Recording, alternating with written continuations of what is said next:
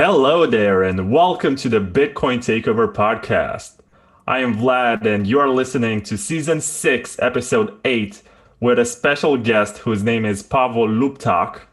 He comes from the Czech Republic or Slovakia. I'm not sure which one, but he is an OG cypherpunk who knows how to encrypt and how to hide his IP address so we will not know where he is based. He is a crypto anarchist. He is a co-founder of Paralelni Polis, which means the parallel city state, if I'm not mistaken. Polis comes from Greek, which was describing citadels actually in ancient Greece. And what else should I say? He is also writing a book about how you can use cryptographic tools and digital cryptographic money to live a more sovereign life.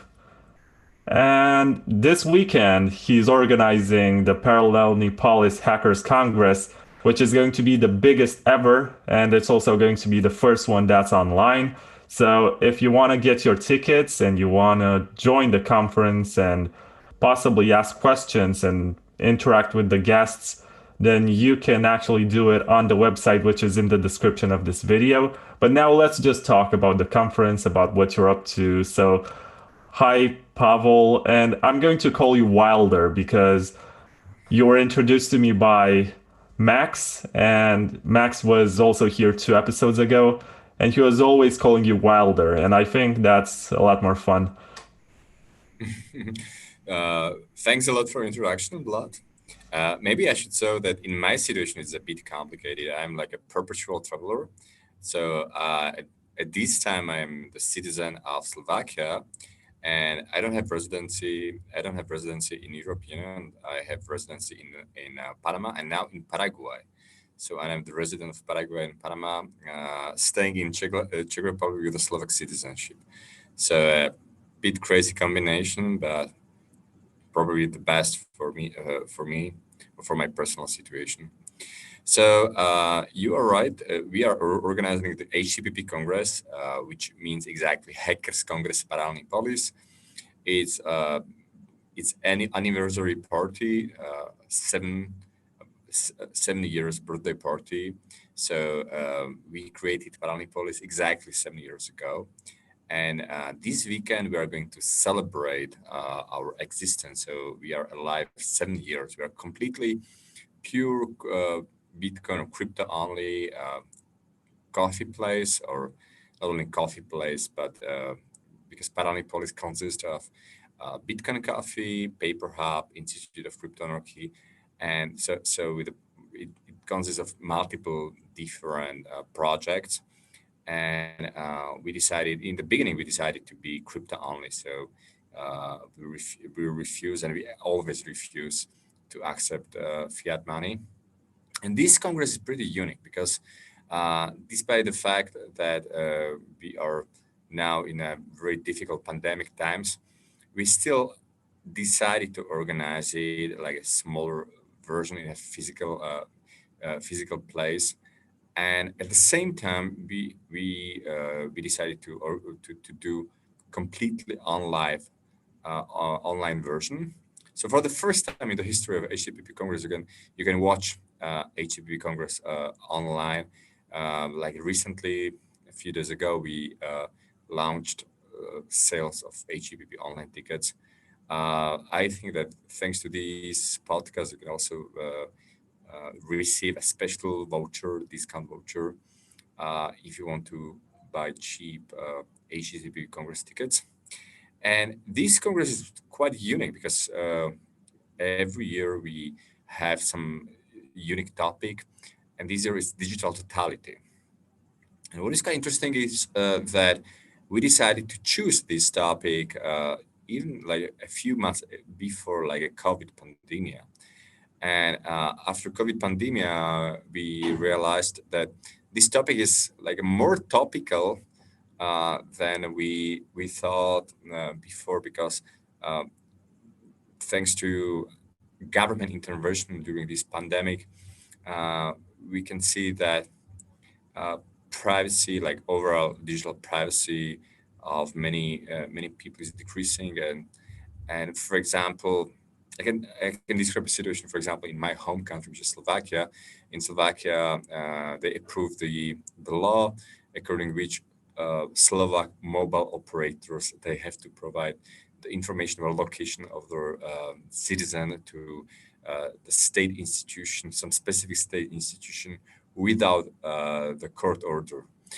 So it's quite likely that this law this law will be like anti-constitutional, but we can see that even in a like a civilized Europe, we can see really crazy intervention to privacy of many people.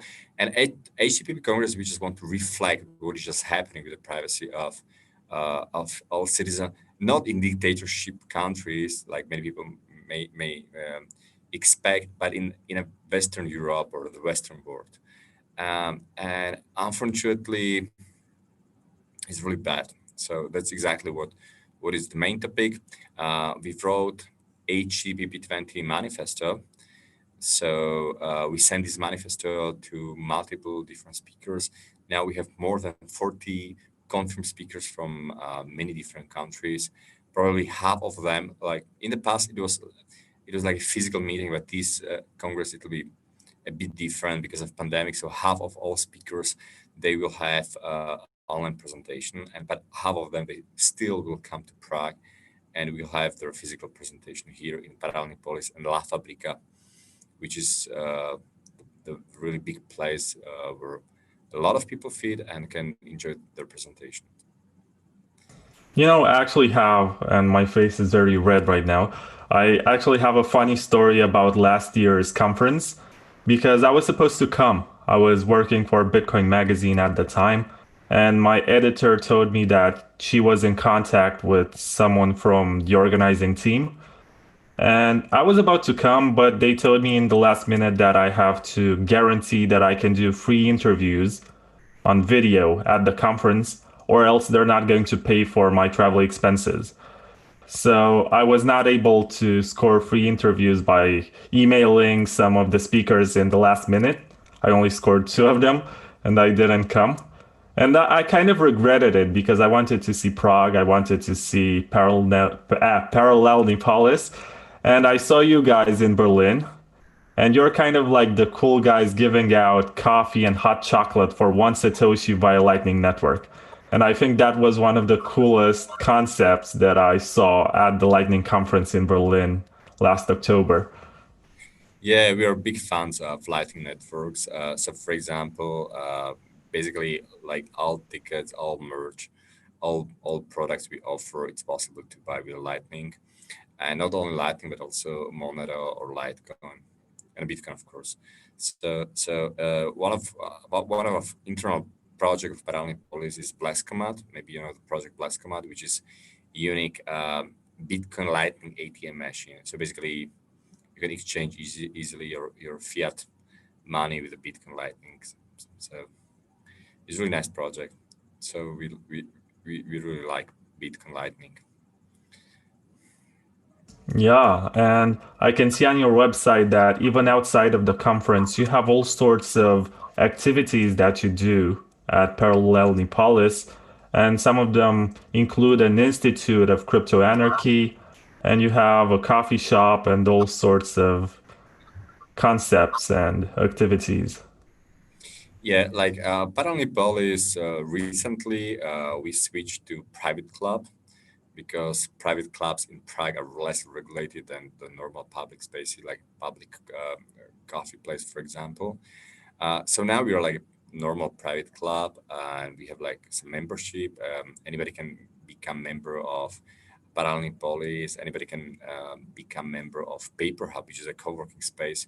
So we are the only crypto co-working space in Prague. And what is necessary to say that Prague is a crypto city. So the biggest crypto companies in the world, like Satoshi Lab or General Bytes, the producers of, for example, Bitcoin Trezor or the most sold Bitcoin ATM machine are basically Czech companies. And it also means that in Prague we have like hundreds of Bitcoin ATM machines, which means that if you want to buy or if you want to sell your crypto, you can do that easily anywhere in Prague. So if you want to switch completely to crypto regime, crypto mode, and be able to survive from crypto only, Prague is the best city probably. Yeah, I think my colleague Colin Harper was actually on a mission to try to live only on Bitcoin for a week in Europe. And when he came to Prague, I think he had the easiest time. Yeah, yeah. Like for example, the biggest e-shop. Okay, I'm not going to tell the name of this e-shop, but the biggest e-shop selling practically anything, like a Czech version of Amazon, basically. Uh, they accept crypto. So and also like a food delivery system. So if you just care about like online stuff, you can easily leave from crypto only. So Prague is a really comfortable place to live from crypto. Is it specifically Prague or is it the rest of the Czech Republic? Is it? I think it's specifically Prague because also like in a smaller cities like for example Brno, you can find many shops or many providers who accept crypto, but especially everything is concentrated in Prague. I mean, crypto companies, crypto startups. So it's mainly about Prague. Okay. So let's get back to the conference and the concept of the conference because it's the biggest that you have done so far. And it's mainly due to the fact that you can have so many guests to fill so many time slots across 3 days. Yeah. Um, um, like organizing this conference was especially difficult during these times because a lot of speakers they cancel their presentation because of pandemic. A lot of speakers they switch from their physical presentation to online presentation. Or like every hour we are doing some changes to the final schedule, and that's the reason also we have the final schedule, like we have almost final schedule for the last for the last few weeks, but we have not released it yet because it's changing like all the time. But we don't know what we want. We would like to freeze it in the following hours and publish it maybe tomorrow. So but you should definitely expect a very rich program, a lot of interesting presentation. For the first time in the history of the HTTP Congress, in addition to presentation, we decided to launch like a sovereignty workshop, which are focused on digital privacy, how to gain independence from the government, from the state, and so I strongly recommend you to check workshop we are offering, and this workshop will be like all 3 days from Friday until Sunday. And also, what is quite unique, we will have HTTP TV, which will be completely public stream at YouTube. So there will be a lot of interviews, selection of the best presentations, and at the same time, if you bought the normal HTTP ticket or if you bought online ticket, you will get special access to like full online content. I mean, all presentation from all the like presentation rooms at the same time. And so technically, what I can say compared to the previous years, technically this is like an extra level. So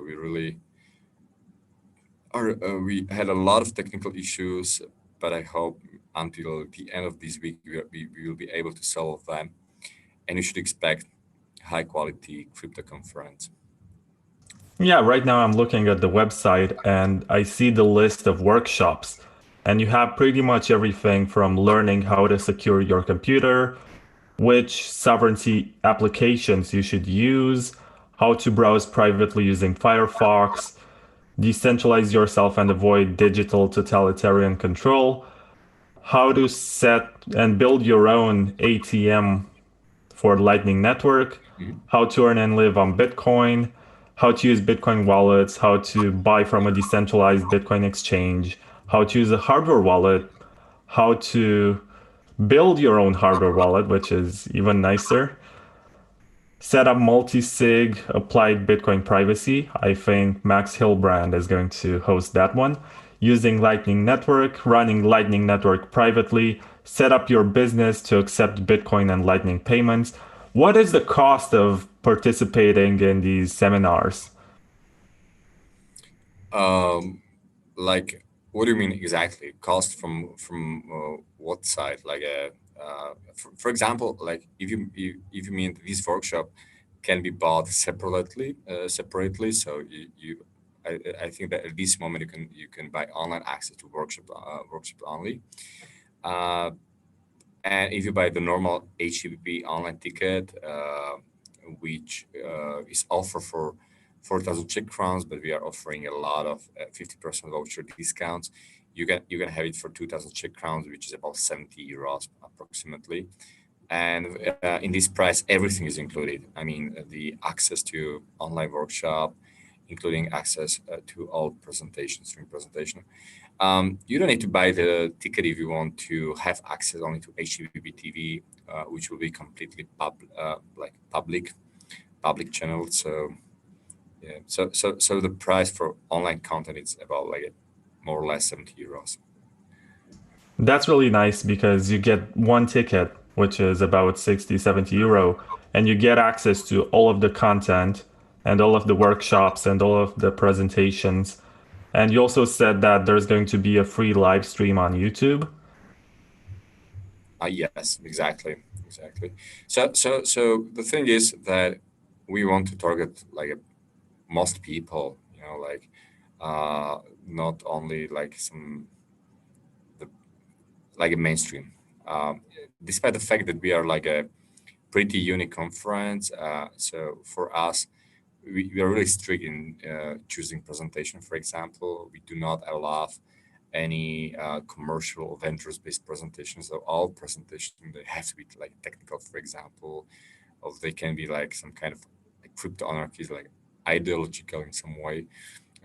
We don't accept any commercial or vendor-based presentation, and so we really try to keep the quality of this conference. And also, especially in case of like online access, we would be happy if like 100,000 people can access uh, uh, c- this conference and enjoy the presentation. So So, what's the difference essentially? Why should one pay the ticket? Is there an extra benefit that you get when you buy the ticket as opposed to just freeloading on the live stream? yeah, like a normal ticket. Okay, so this conference for many people it's not only about the presentation but about the like a physical meetings because the like HCP Congress has really unique atmosphere, and everybody who ever attended our conference knows that this is like the HCP Congress in Paralelni Polis and La Fabrica has really unique atmosphere. So when you buy like normal regular tickets, you will get like a physical access to the conference. So you can chat with the local crypto anarchists and our local visitors, and these people are really interesting. So for example, especially now when there will be maybe just 250 or maybe 300 physical people, you can expect that these people who decided to come physically to Prague despite all of these like a COVID pandemic issues. So these people will be really interesting and uh, like as every year basically, and you basically pay for the environment and because like organizing this conference is quite expensive and still we are looking for sponsors and we are trying to boost our sales of the tickets because like a average budget for this conference I'm not considering like payments any people like everything is basically because almost all of us are just volunteers, so we organize this conference for free. And despite all of it, the expected budget is probably is about 2 million or 2.5 million of Czech crowns, which is about 100,000 euros. So it's quite a lot of money, and we at least our goal is at least to cover our expenses. We don't need to be in profit; it will be like extra benefit, of course, but we want to try to cover expenses. And especially this year, it's a big challenge, and we hope we'll manage it. Okay, so to people watching this and listening to it, possibly when I upload it on Spotify and iTunes, what is their incentive except for helping you cover the costs to pay for a ticket and attend all of the workshops, watch all the presentations, as opposed to watching on YouTube for free? Yeah. So the thing is that together with our like online tickets, for example, you can buy some merchandise. We are offering T-shirts, mugs, like a lot of different merch, and also today, this is quite interesting to say. Like every year, we sell one ticket, like we call it like a HTTP lifetime ticket for one Bitcoin, and usually it's sold in a few hours. So someone who really wants to support us just buys this ticket. And also today we have just launched this HTTP lifetime ticket for one Bitcoin. It's just one. So when you buy this ticket, you will have guaranteed access to all HTTP conferences in the future. So this HTTP ticket is basically focused or targeted for these Bitcoin whales or Bitcoin millionaires who want to support us. Yeah, and let's talk about the guests that will be able What? to watch the guests. Ah, guest. Okay. I'm looking at the list of guests right now, and I can see that you have Fluffy Pony, Yeah. who, despite being very much involved in Monero, is also a hardcore Bitcoiner and has been for a long time. Mhm. And who else is around here? I'm looking at this list. Oh, you have Brave the World from Twitter. Real name is Julia, but it's really nice that you get to have her do a presentation. Mhm. And also Alexandra Moxon. I actually co-hosted an event with her during the halving. You are one of the speakers, and Max Hilbrand is one of Yeah. the speakers, and Keto Miner, who is one of the designers and creators of the Nodal full node solution. He's also a speaker. And Travin Keefe, I met him in Cluj last year, very nice guy. He's going to actually do one of the workshops on how to get more sovereignty. And okay, Maybe. so which guest gets you most excited? I know this is kind of a hard question to answer, but do you have any kind of guests that you just can't wait to listen? Okay. So for example, one of the guests who is not like too much famous in the crypto community is Alexander Bart, and he's Swedish, and this guy is really interesting because he founded really famous Swedish pop band in the beginning of 90s. The name of this pop band is called Army of Love, Army of Lovers, and this was like a super hit in Czechoslovakia in the beginning of 90s.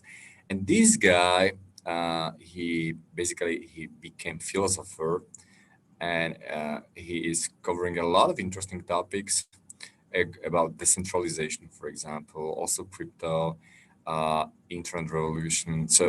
And I did an interview with this guy Alexander Bart, and I was super impressed.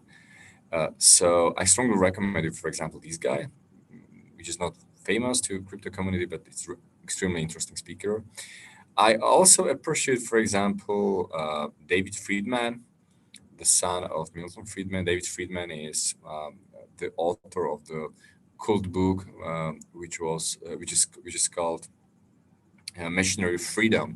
he published this book like almost 50 years ago, and it's probably the Bible about decentralized legal system without the government, which is becoming more uh, interesting in these days when we have decentralized platforms like Kleros, for example.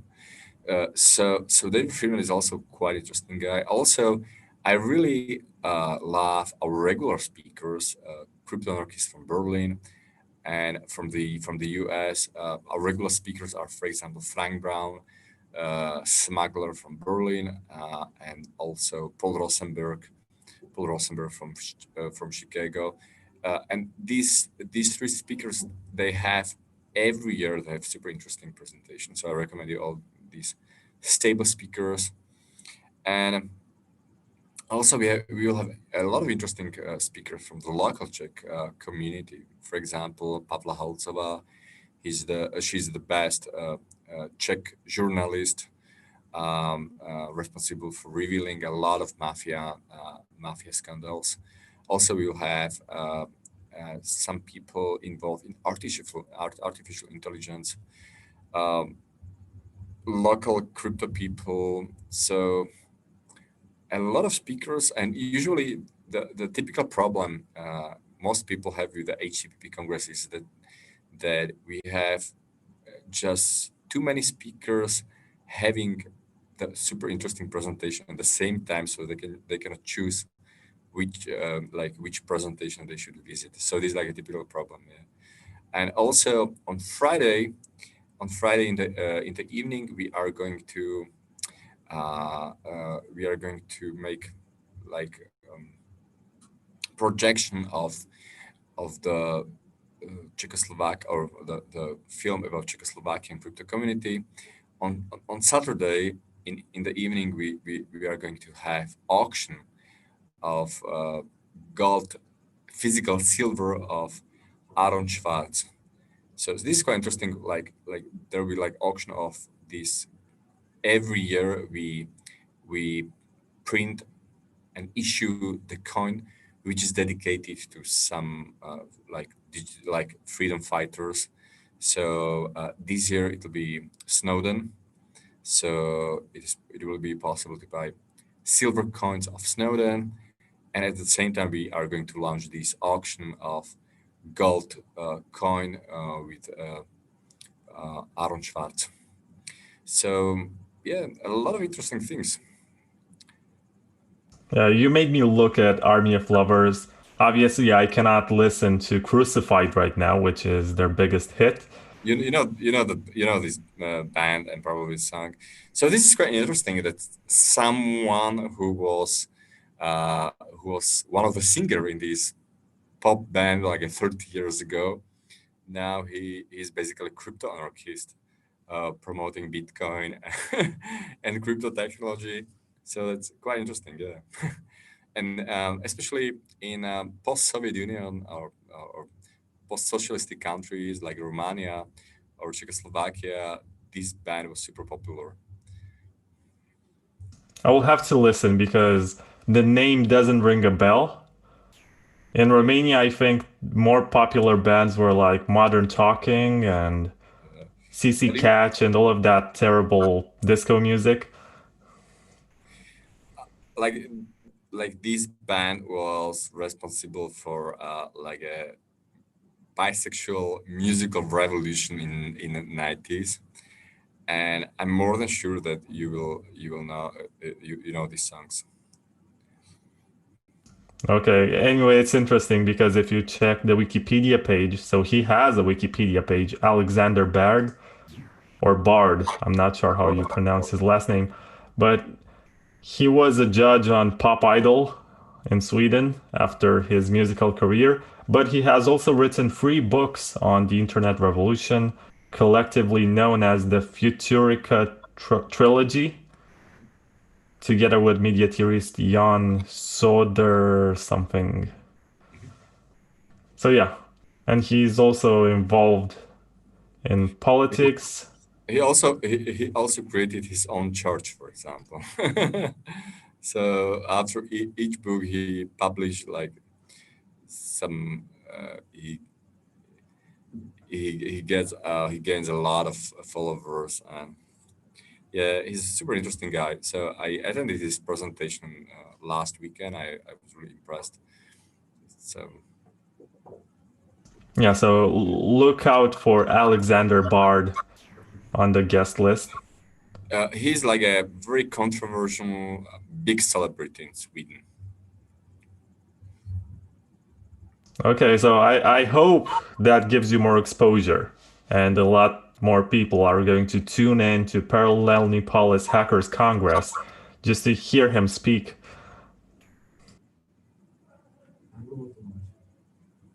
Okay, so you don't have a comment on that one. Let's move on. And I'm still looking at the guest list. I see that you have Eric S. Raymond, who is an internet developer and writer. He's like a very famous open source developer. I think he was involved in development of Emacs, for example. And he also created a lot of Unix or Linux tools. Most Linux users they use daily. So he's like the same popular or the same famous in this open source community, like Richard Stallman, for example. If you know Richard Stallman, so Raymond is very, very popular. He's a geek guy. Yeah, so you have computer science people, you have AI people, you have privacy people, you have YouTubers, and you have an architect and an investigative reporter, someone who is into robotics, a member of Bordel. What is Bordel? It's a hackerspace. It's a part of Paralelni Polis, and it's like a vulgar, expressive name of hackerspace we have now in Paralelni Polis. Bordel in a Czechoslovak language, it just means mess. So because inside of hackerspace is a hackerspace. Inside of this hackerspace, it looks like a mess. Oh, really? Because Bordel means something else in Romanian. Yeah, we also know this second second meaning, uh, but especially in this context, it means just like a mess. Yeah. Okay. So, in a nutshell, this is the kind of conference that's not necessarily Bitcoin only. You're not going to hear the regular topics that are being discussed at Bitcoin conferences like Schnorr, like scaling, like lightning stuff. You'll hear a lot of opinions on how to live autonomously in relation to the government and how to use tools that empower yourself in relation to your government, and there are lots of famous people from their fields, and it's very diverse in terms of topics. And that's the goal. Maybe I should like mention that uh, the goal of HTTP Congress is not to be like a typical Bitcoin conference. Our goal is freedom. We love crypto technologies, but for us, crypto technology is just a liberation tool. But the goal is freedom, and also the whole conference was done in such way that uh, we are we are promoting presentation whose goal is freedom or to achieving freedom.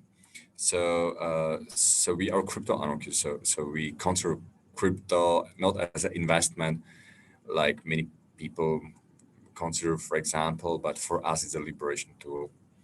And so that's why we are crypto anarchists, and why this conference is basically crypto anarchistic conference, and why we also reflect the topic of digital totality. I was about to ask you, did Paralelni Polis ever face any sort of legal backlash from any government? We are we are nonstop facing some legal issues with the government. So, for example, recent one is that Czech National Bank, according to the Czech law, they have a monopoly over using the word coin. So, for example, in the Czech Republic, if you want to provide any services, any products, and you want to, and you use the word coin in your product or service description, you cannot do that because the Czech national. I know that it looks really stupid, but Czech National Bank, they have a monopoly over the using coin, which in the Czech language it's mince. So we can just use this mince at our website, and I told you before that we are printing these silver and gold coins with the freedom fighters, and we cannot officially offer these coins and call them like the coins just because the Czech National Bank has a monopoly over using the word coin. So, for example, so now we have like a quite big legal conflict with Czech National Bank.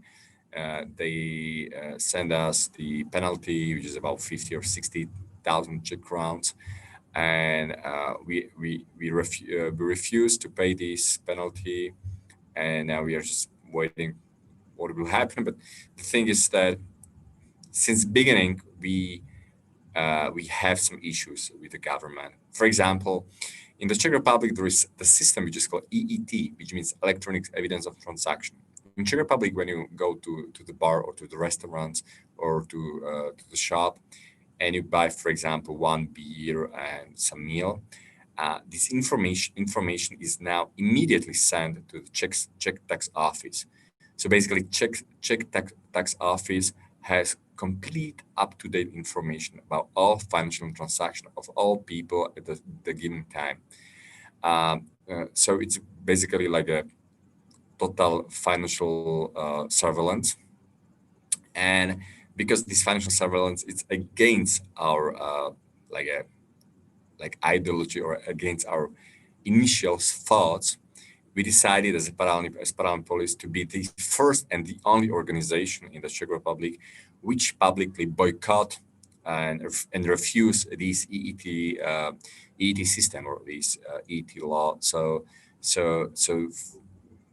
this is quite interesting and quite unique that in Czech Republic a lot of people they from Czech Republic they visit Paralelni Polis just to check that there is like a real organization that really exists, that was still not killed by the government, which completely ignores these financial surveillance laws. So, do you have any sort of legal status, or are you just a gathering of people who get together and do stuff? We have like we have some like internal lawyers, for example. We have like our own people who are willing to fight with the government. And the thing is that our goal is just to use these like scandals or legal conflicts with the government to make our PR. And so because it like this advertising or this PR is usually more valuable for us than the final penalty we have to pay. So it makes sense from the advertising point of view. I've asked specifically these questions because I'm pretty sure that in my country, if I tried to do something similar, I would get arrested in like 1 week or something. Yeah. Uh, Also in Slovakia, also in the most countries, but the Czech Republic is pretty unique, especially because maybe you should know that Paralelni Polis is the project which was created by contemporary artistic group with the name Ztohoven. And this group is quite famous is a controversial group, and it's anti-government group, and it's very famous in Czech Republic for the last 15 years probably. And the thing is that like Czech government basically or Czech state they basically started to tolerate the project of this artistic group, um, just because otherwise many people would criticize the government for censorship, for example, or non-democratic practices and anything. So to be sincere, we have some like special like now Paralelni Polis because it's a project of Ztohoven, this contemporary artistic group. Now we have a how to say maybe some kind of special protection, so we can do things that probably many other organization cannot. Uh, so yeah, just because of this history of artists, and we can still say that this is like an artistic project, So yeah, I don't know what is the situation in Romania, but for example, in the Czech Republic, artists they have some kind of political immunity when they want to express their opinions, for example. Yeah, we don't really have that. If an artist tries to express opinions, they have to stay within a very narrow scope. And Hmm. if they're anti-governmental and stuff like that, it's very likely that you'll run into trouble. And it doesn't even have to be illegal. They can just make sure that you don't get any more concerts or venues where you can expose your art and stuff like that. They can politically phase you out if they want. Yeah, this is unfortunately the sad reality of most like Eastern European or Central European countries, but the Czech Republic is an exception. I mean, like the government is really tolerant, especially to expression of like artists, many artists, and thanks to this liberal atmosphere in the Czech Republic, a lot of projects, like for example, Paralelni Polis, are possible. So I can tell you that, for example, situation in Slovakia is pretty same like in Romania. Like we would end up in jail, for example, for something we do now in the Czech Republic. It's kind of mind-blowing because it used to be the same country until 1993. So culturally, I think you have a lot in common. But the regimes have chosen to treat expression in different ways. I think it's there is like a historical background because Slovakia is mostly Catholic country, like 80% of population of Slovakia are Catholics. So like Slovaks are quite conservative. For example, we can see, for example, that in Slovakia is strictly against, like, for example, gay marriages or drug decriminalization, or all of these things. On the other hand, for example, the Czech Republic, um, there is no like a significant influence of any church. Like 80% of Czech people are atheist, non-religious people, and so it also means that the society is probably more tolerant. So like it's quite the society is quite LGBT friendly. Also, like for example, in the Czech Republic, all drugs are decriminalized, even hard drugs. You can have some hard drugs for your own possession, and it's not a criminal act; it's just a penalty. So just offend. So I think this is caused by the different mentality, liberal and conservative mentality. I guess it also comes from a different history because your lands used to be known as Bohemia, right? Yeah, yeah. Czech Republic. The name of the Czech Republic is one of them of many names.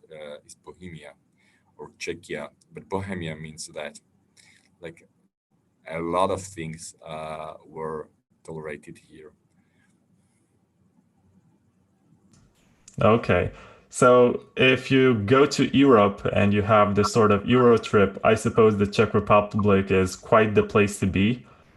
Even if you watched, I think it was the last season of Breaking Bad, the fifth or something, there was like a plot about delivering Walter White stuff to the Czech Republic. Yeah, yeah. Like for example, uh, last weekend I met a lot of families from Sweden. So there is like a strong, quite big Swedish expat community. A lot of people that decided to leave Sweden because, for example, in Sweden they cannot homeschool their children. So decided to move to the Czech Republic because Czech Republic is, for example, homeschool friendly, significantly cheaper than Sweden. So last week I was so surprised like how many Swedish families they moved from Sweden to Prague to the Czech Republic. So big surprise for me, but it's happening. Yeah, but objectively speaking, Sweden kind of sucks. They have a terrible weather. They have a socialist government. Yeah, yeah, I had a scholarship there for 6 months, and honestly, I would only return in vacation during the summer, but otherwise, I don't find anything really appealing in that country. yeah. Like for example, for me, what was a big shock what these Swedish people told me that there is like a gender agenda that if you are like a teacher at the primary school or the secondary school, you cannot use gender when you want to call children. So you cannot say she or he. You know, it's prohibited. So you can say child, for example, instead of it. So I couldn't believe that this is really happening somewhere, but apparently yes. So this is like a reality of the current Sweden, for example. It wasn't like this when I was there in 2013. Mhm. I mean, I guess I was using English, but we were saying he and she, and I don't think there was any political correctness going on. So it's incredible to find out how much has changed in less than one decade. Yeah. So this happened like 10 years ago, and I think 2 years ago they officially approved this gender law. So, for example, I think it's even like prohibited by the law to be like to use sex when you want to call someone. But I'm doing a PhD, which I'm about to drop out from possibly. And it's interesting that if I were studying gender studies or something related to green politics and ecology or environmentalism, I think that's the name in English, Mhm. I would be showering in money right now. They would just throw money at me and grants and all sorts of scholarships just to pursue this topic. But since I'm not doing that, nobody really cares because the state of academia right now encourages these types of studies, especially in Scandinavian countries. Yeah, that's true. But let's talk about Bitcoin because it's the Bitcoin Takeover podcast. It's not the gender studies podcast or whatever. So, how did you get into Bitcoin? What was the thought process or the mindset that led you to this invention?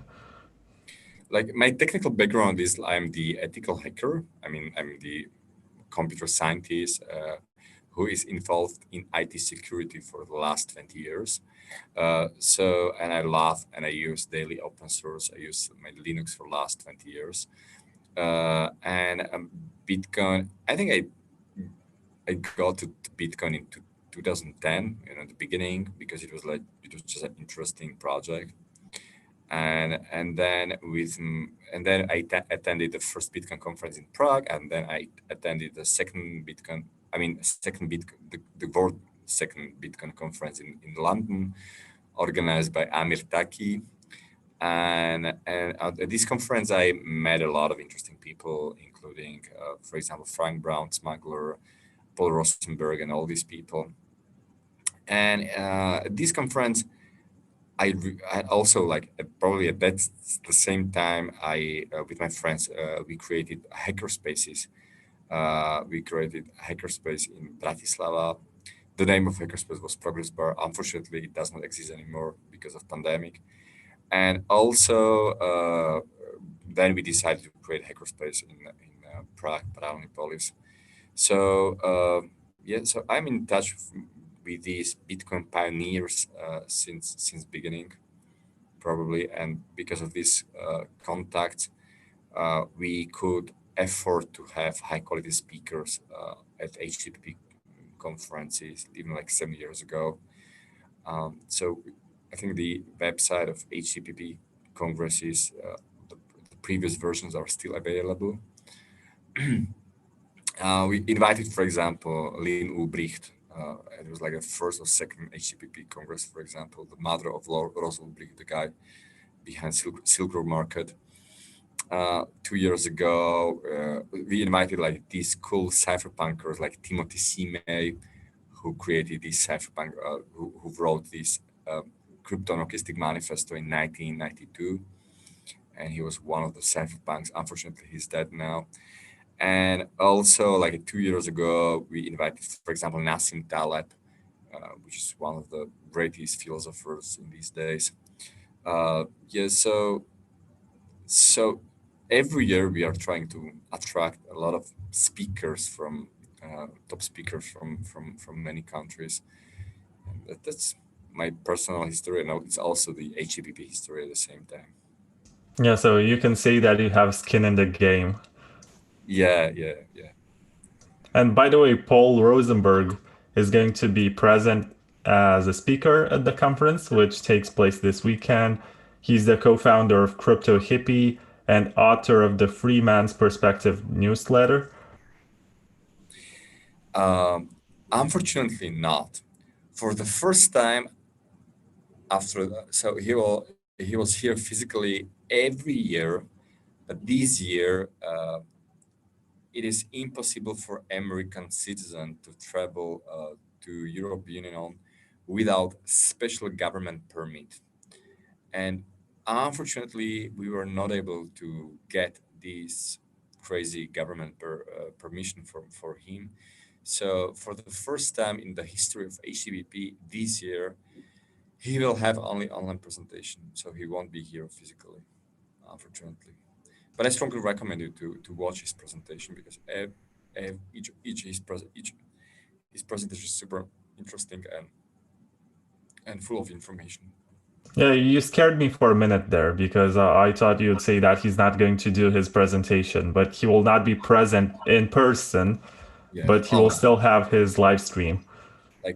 Like Paul Rosenberg is a must every year. So I would call him our regular speakers because he's also like these regular speakers. They also help us with the organization. For example, they help us to choose the other interesting speakers. So we have a committee of HTTP committee, like multiple people, and every week we meet and we are choosing potential best speakers for HTTP Congress. For example, Smuggler from Germany, he's also the member of this program committee.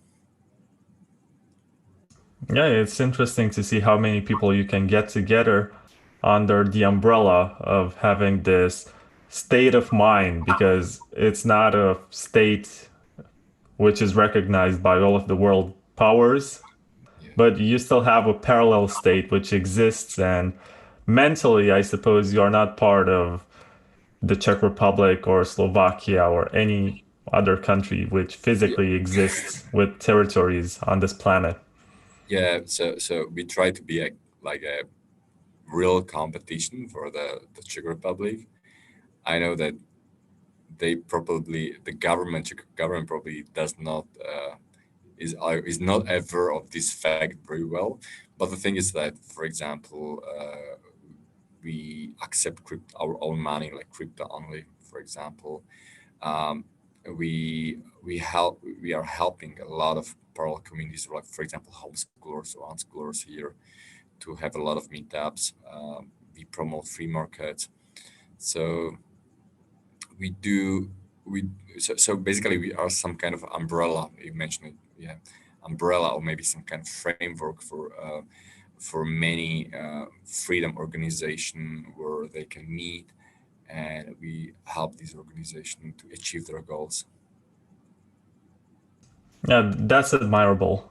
And it's really nice that you get to do it somewhere in Europe because it's not getting any more liberal anywhere. We're only going to have more restrictions. Yeah, They're going to crack down on a lot of liberties that we currently enjoy. And I have no idea where this is heading because it seems like countries purposely ignore their constitutions, which were designed to grant you privacy, to grant you freedom of movement, freedom of association, freedom of gathering, and all of that stuff. It's just vanishing as we speak. And they say it's in the name of safety, in the name of public health, and they're going to find lots of reasons. But we have no guarantee that after this pandemic is over, we will get our rights back. And that's the most frightening part. yeah. Unfortunately, this is really happening, and we are completely aware of this. So for example, in Paralelni Polis, we do not believe in a political change.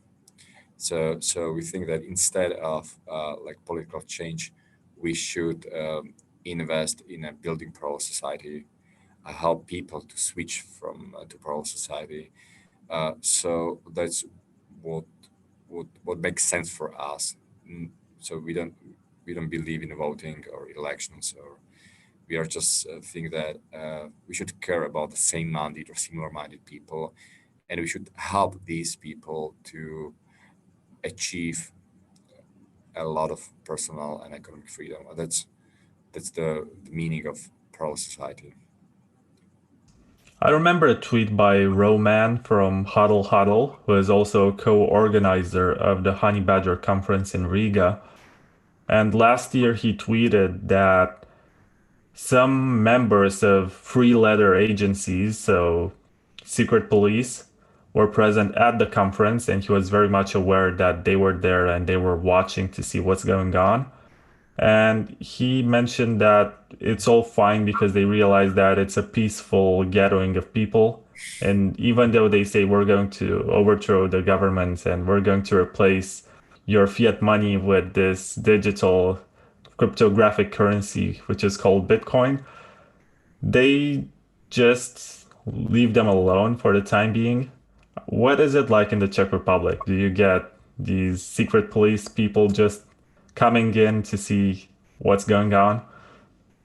Yeah, I'm more than sure that like HCPP Congress is under inspection of these three letters agencies, and not only local ones like the Czech or Slovak one. I think there are three letters agents from the US, UK, and many other countries.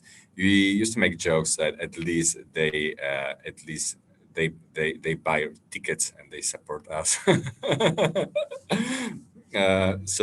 So but the thing is that yeah, I definitely count on the fact that they are at this conference, but like we this is like a public conference, so there is no way how we can eliminate these kind of people, um, and we are good people. We just want to have a free life, like nothing bad. Like we don't want to hurt any other people. So yeah, Yeah, plus they pay the ticket and they might learn something new. So it's not like they come for nothing. yeah, yeah, Maybe they can quit their jobs and, join. yeah. Maybe. Yeah, there is one German organization. I can't remember the name, but this German organization they're trying uh, uh, to target employees of these three letters organization to leave their jobs, to exit their job.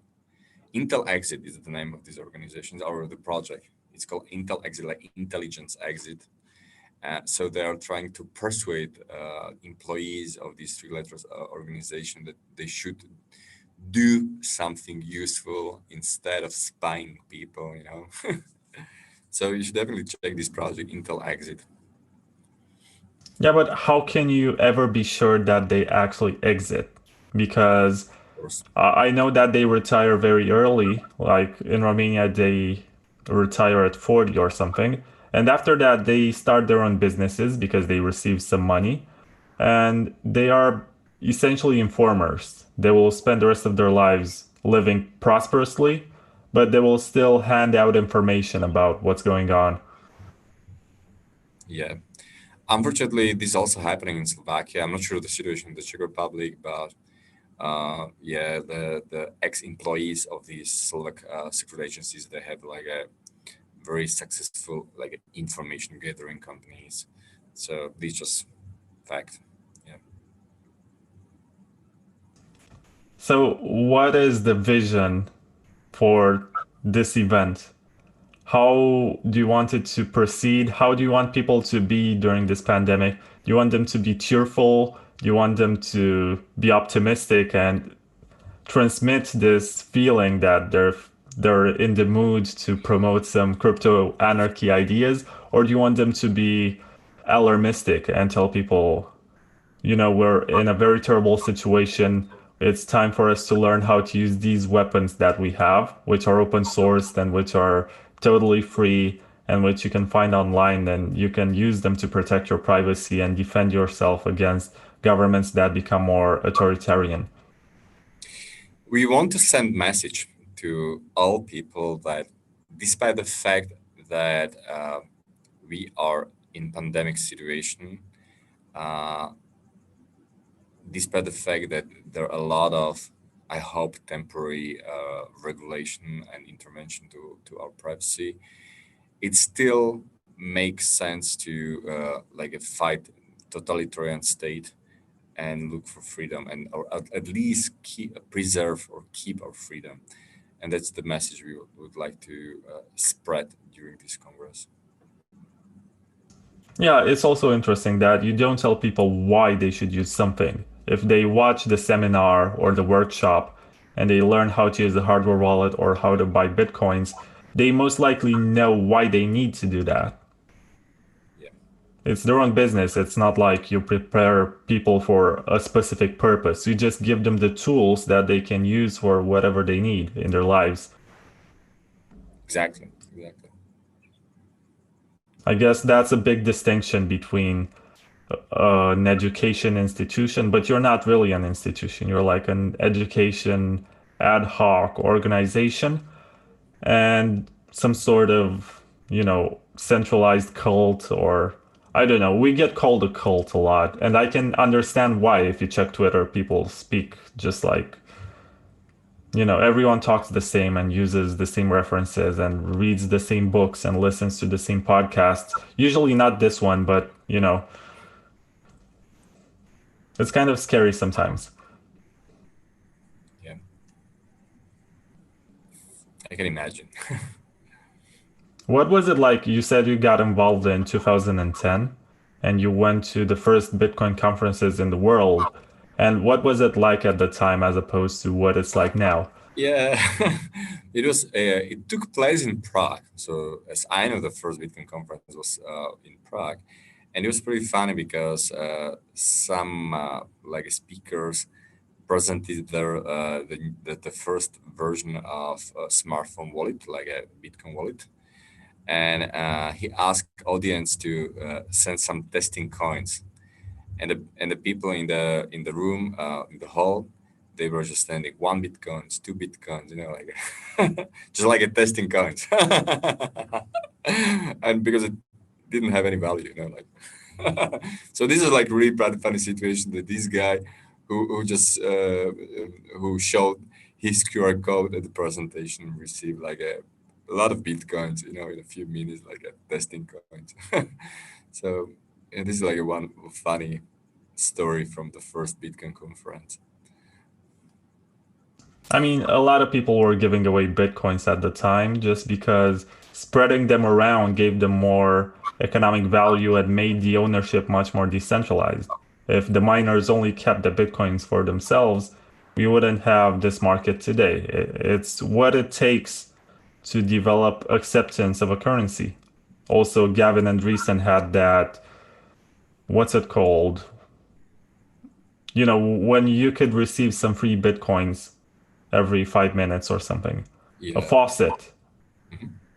also yeah, or like a crypto fountain, it's called. Yeah, so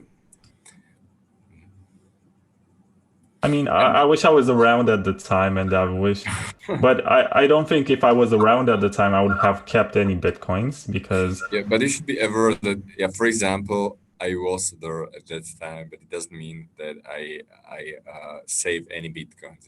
Like I spent almost all of them. Because it was just a testing coins. Like testing coins are for test. So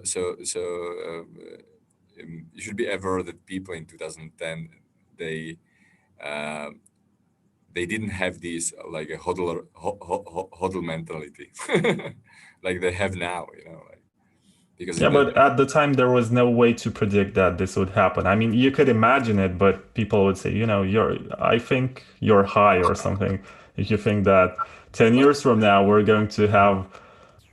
So who's the latest famous person to get into it? There was that Michael Saylor guy from MicroStrategy who bought like $500 million worth of Bitcoin. And also J.K. Rowling tweeted about Bitcoin, and who else famous is into Bitcoin? Akon, the singer. He used to be big like 10 years ago. If you were telling people, Akon is going to get into Bitcoin, they would be like, what? He doesn't need Bitcoin. He's a millionaire. He's so successful. Look at him now. And 50 Cent, who sold his album for Bitcoins. And you had a rapper, what's his name? He wrote a song that's actually called Bitcoin. It's really terrible, but it's there. It's part of our culture. You could not predict this 10 years ago. It was just like this currency that's nice because it's decentralized. You can use it to purchase stuff without using government money, without being tracked. I guess it was more like cypherpunk money at the time than it was Austrian economic money as it perceived right now. Yeah, we played with that. Like nobody took it like seriously. Like that's we didn't have like a hardware wallets. Like we use like some kind of temporary wallets, and we didn't care about the like a passphrases or passwords to these wallets. Why? It didn't have any value. So it was just a big test. I think it's very similar to how people use custodial Lightning wallets nowadays. They use them to keep like 50,000 Satoshis. And I Mhm. think that's like $5, if I'm not mistaken. Mhm. So they're going to say, yeah, this is not much. This is just for playing purposes, to buy stickers online and whatever you can buy with $5.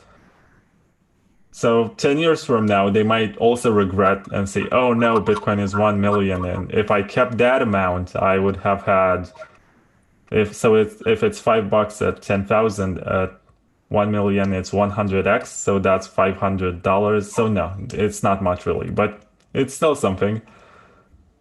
Yeah, we'll see. We'll see. So I know that you also have another interview after this, and I think it's a test to make sure that the live streaming function works for the conference which takes place this weekend. And I don't want to hold you any longer. So do you have any closing words about the conference, about your own work, about anything? Maybe just that it will be my pleasure to invite you all to HTTP Congress this year for the first time online version.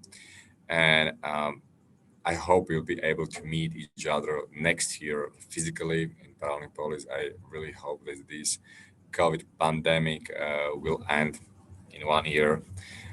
So everybody's invited, and then just enjoy the presentation and stay strong. Yeah, take care.